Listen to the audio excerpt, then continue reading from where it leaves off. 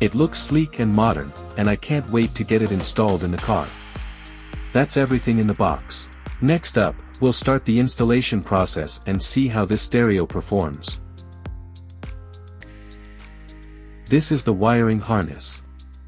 Unlike others, all its cables are labeled, making installation much easier. Let's quickly go over each one. FR out connects to the front right speaker. FL out connects to the front left speaker. Amp cont sends a signal to your external amplifier. Sub connects to the subwoofer for enhanced bass. AUXL in connects external audio devices to the left channel. Mic in connects an external microphone. CBVS in 1 connects video sources like a backup camera. AUXR in connects external audio devices to the right channel. Video out sends video to an external screen. With these labeled cables, your installation will be straightforward and efficient.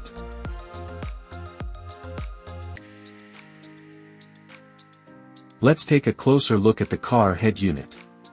Starting with the front side, we have mic hole. This is where the built-in microphone picks up your voice for hands-free calling or voice commands. Reset button. If the system ever needs a reset, you can use this button to restart it.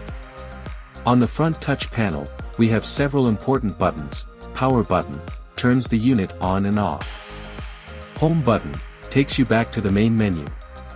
Back button allows you to return to the previous screen. Volume up and volume